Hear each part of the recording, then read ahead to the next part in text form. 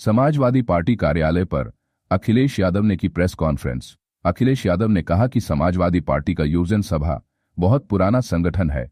युवजन सभा समाजवादी पार्टी और हमारी धड़कन भी है।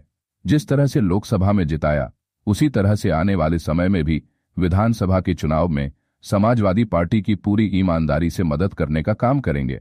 उन्होंने ये भी कहा कि जिस तरह से शिक्षा मित्र के साथ भेदभाव हुआ है, आशा आंगनबाड़ियों के साथ भेदभाव हुआ है, इस सरकार में पीडीए के एकता का आधार यही युवजन सभा बनेगा।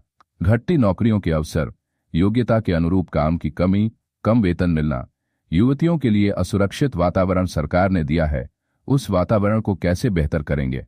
अखिलेश यादव ने कहा कि उनको भरोसा है पीडीए सरकार बनाने के लिए और समाजवादी आंदोलन को आगे बढ़ाने के लिए घर घर, गांव गांव, मोहल्ले सब जगह जाकर अपनी पार्टी का संदेश पहुंचाएंगे। यूपी के थानों पर पोस्टिंग को लेकर बोले अखिलेश यादव, अभी तो सिर्फ 2-4 जिलों का ही खुलासा किया, अभी और करना बाकी है। सिंह भाई हटे तो सिंह भाई ही तो आए हैं ना। मुझे पता था जब ये सूची बाहर आ जाएगी तो ये लोग इंटरनेट से डेटा हटा देंगे। जिस दिन मैंने खुलासा किया उसके बाद का डेटा देखिए, हटा दिया गया है। चित्रकूट, प्रयागराज, महोबा, इन जिलों की लिस्ट उठकर देख लीजिए। थानों, चौकियों और अन्य जगहों पर देखिए कितने पीडीए के व्हाइट कलर जॉब है और 6,000 के लगभग नौकरी पा रहे हैं लोग। 6,000 लोग नौकरी पाए यहाँ पर, बहुत अच्छी नौकरी जॉब्स। ट्रिपल आईटी यहाँ पर लेकर गए। बताओ क्या किया उन्होंने ट्रिपल आईटी के लिए। मुझे याद है कि संस्कृति स्कूल यहां बनाया गया था, यहीं पर चकजरिया में, और वो दिल्ली में कोई एडमिशन नहीं पा सकता। संस्कृत इतना प्रतिष्ठित है वो। लखनऊ में बनाया, कुछ दिन चलवाया और उसके आज तक नहीं चला, बंद पड़ा हुआ है। सोचिए मुख्यमंत्री जी ऐसे हैं, अगर उन्हें अच्छा स्कूल बता दो कि अच्छा स्कूल है तो उसे बंद करवा देंगे।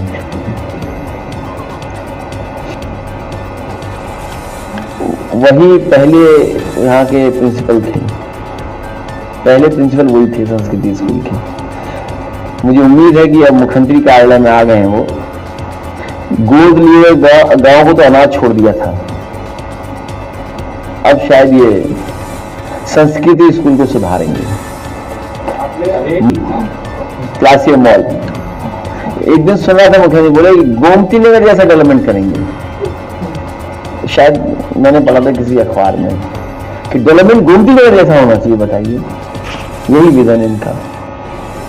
सर, बरेली में लैपटॉप आपने बता के रखे हुए हैं, लेकिन अभी तक वो अधिकारी बाहर नहीं रहे। मैं आपको बता रहा हूं कि अगर खोल के बैटरी बदल करके चलाओगे तो अभी भी चल जाएगा वो। बरेली में रखे हुए नहीं, वो जो बंद पड़े हैं ये सरकार की जिम्मेदारी है। पता होता तो बंटवा देते हम, प्रेस को बांट देते। हाँ, अब यहाँ खड़े ही लोग तो वेतन खराब हो रहा है उनका क्या? ये क्या बात है भाई, ये कर रहे हैं आप। इसीलिए बाबा साहब भीमराव अम्बेडकर जी ने कहा कि हाँ संविधान अच्छा है, लेकिन इंप्लीमेंट वाले खराब होंगे तब। क्या उन्होंने जीएसटी लागू कर करके कारोबार छीन लिया, उद्योग बंद हो गए। ये छीनने का काम करते हैं। आरक्षण छीन लिया सब, ये प्राइवेटाइजेशन कर करके पूरा आरक्षण छीन लिया इन्होंने। आउटसोर्स कर करके आरक्षण छीन लिया, कह रहे हैं कॉर्पोरेशन बना रहे हैं। और इसीलिए वक्फ बिल लाए, जमीन छीनना चाहते हैं। ये भारतीय जनता पार्टी नहीं है, ये भारतीय जमीनी पार्टी है, ये भूमाफिया पार्टी है। इनके लोग केवल जमीन देखते हैं, कहां जमीन है, छीन लो जमीन को। ना बिजली का प्लांट का नाम लेना जानते हैं।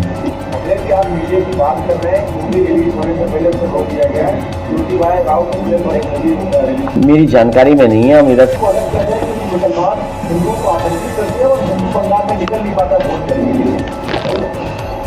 ये केवल नफरत की राजनीति कर सकते हैं और उन्होंने हार स्वीकार कर ली है, इसीलिए ये बात कर रहे हैं।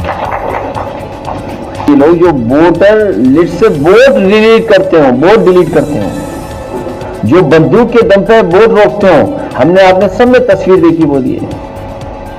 जो बीरापुर का इलेक्शन हुआ था उसमें किस तरीके से पुलिस सीधा रिवॉल्वर से रोक रही थी वोटर को। आपने फैजाबाद में देखा, फैजाबाद में पीठासीन अधिकारियों को टारगेट दिया हुआ था कि आपको 100 वोट एक्स्ट्रा डालना है, सोचिए 50 वोट एक्स्ट्रा डालना है। ये टारगेट पीठासीन अधिकारी को दिया। और मैं आपसे कहना चाहता हूं, आप जानकारी है आपको अधिकारियों को कौन पोस्ट करेगा, किस तरह के अधिकारी पहुंचेंगे, पीठासीन अधिकारी कौन होगा, ये सब सेट कर लिया था, पूरा सेट हुआ था यहां पर अयोध्या का चुनाव, फैजाबाद का। मैं प्रयागराज गया था, जिस होटल में मैं गया जहां प्रेस कॉन्फ्रेंस थी, उससे पहले स्वामी विवेकानंद जी की मैंने प्रतिमा देखी। तो स्वामी विवेकानंद जी की प्रतिमा देख के मुझे याद आया कि भारतीय जनता पार्टी को जानना चाहिए कि शिकागो के भाषण में उन्होंने कहा कि हम उस देश से आते हैं जो यूनिवर्सल एक्सेप्टेंस हमें सिखाता है, हम उस धरती से आते हैं जो हमें टॉलरेंस सिखाता है। और उस चौराहे के बाद एक और चौराहा मैंने देखा,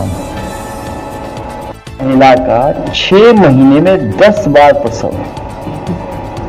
बताइए आप, और क्या सरकार में फर्जीवाड़ा होगा बताइए। मतलब 6 महीने में 10 टाइम्स प्रेग्नेंट, बताओ,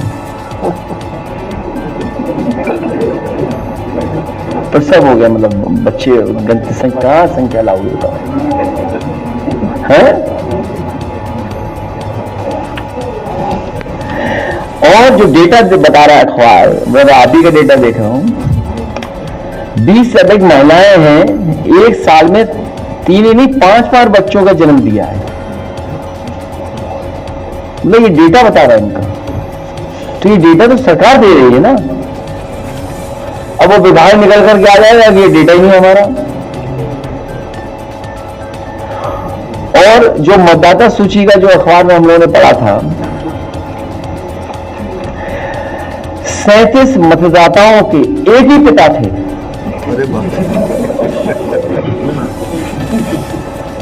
37 मतदाताओं के एक ही पिता थे, सोचिए डेटा था। तो अब सरकार कैसे चल रही है आप ही बता दो। तो इसीलिए मैंने कहा कि मुख्यमंत्री जी कुछ नहीं जानते बस।